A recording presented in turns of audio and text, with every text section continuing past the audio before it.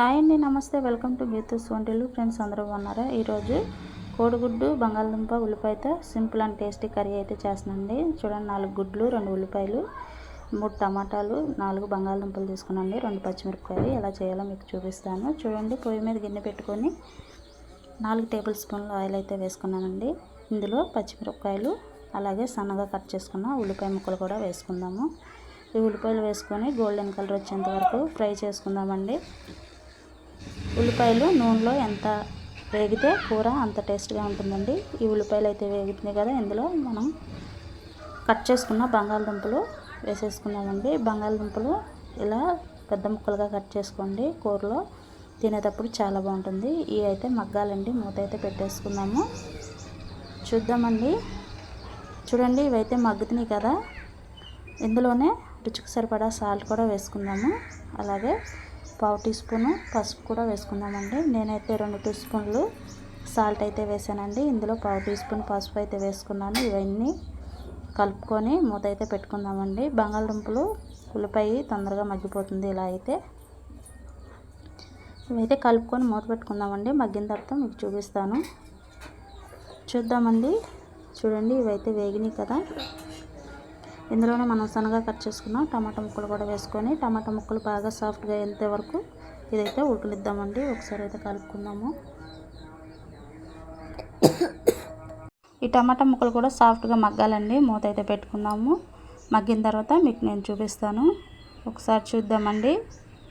చూడండి, టమాటాలు కూడా మెత్తగా ఉడికిపోయినాయి కదా, ఒకసారి అయితే కలిపేసుకుందాం. దీంట్లోనే కూరకు సరిపడా కారం కూడా వేసుకున్నామండి. కూరకు సరిపడా కారం వేసుకున్నామండి. నేనైతే 2 స్పూన్లు కారం వేసుకున్నాను. ఇది మొత్తం కలుపుకొని ఇందులోనే కూరకు సరిపడా వాటర్ కూడా వేసుకుందాము.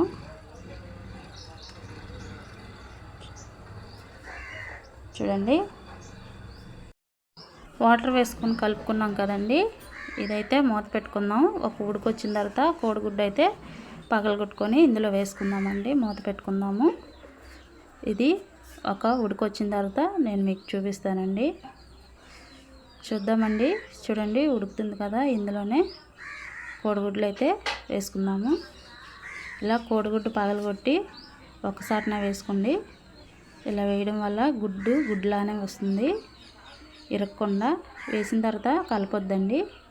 ఇలా 4 గుడ్లు వేసేసుకున్నాను ఇందులో. చూడండి, కలపకుండా అలాగే ఉంచుకొని మూత పెట్టుకుందాము. కొంతసేపు ఉడికిన తర్వాత ఒకసారి అయితే తీసుకుందామండి. చూడండి, గుడ్డు అయితే ఉడికింది కదా, ఇప్పుడు ఒకసారి అయితే కలుపుకుందామండి నిదానంగా.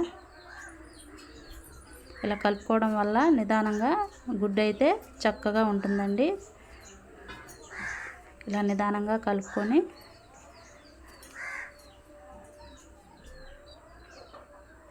చూడండి, ఇలా నిదానంగా కలుపుకున్నాను కదా. ఉప్పు అయితే చూసుకుందామండి. ఇందులో అయితే ఉప్పు సరిపోయింది. చూడండి, గుడ్డు చక్కగా ఉంది కదండి, పెద్ద ముక్కలు కదా, ఇలా బాగుంటుంది. ఇలా కలుపుకొని ఇంకా కొద్దిగా పులుసు అయితే ఉంది కదండి, ఇదైతే దగ్గరగా అవ్వాలి. మూత పెట్టుకుందాము. ఎగిరిన తర్వాత మీకు చూపిస్తానండి. చూద్దామండి ఒకసారి. చూడండి, నూనె కూడా పైకి తేలింది కదా, ఇది దగ్గరగా అవుతుంది. చూడండి, ఇలా ఉంటే సరిపోతుంది. బంగాళదుంప కూడా ఉడికిందేమో ఒకసారి చూద్దాము.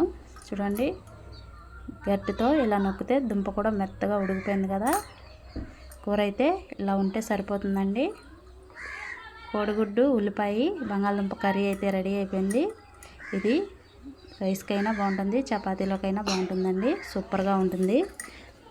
ఒకసారి ఇలా ట్రై చేయండి ఫ్రెండ్స్. ఈ వీడియో మీకు నచ్చితే లైక్ చేయండి, షేర్ చేయండి, కామెంట్ చేయండి ఫ్రెండ్స్. కొత్త వారు ఎవరైనా మన ఛానల్లోకి వస్తే ప్లీజ్ సబ్స్క్రైబ్ చేసుకోండి.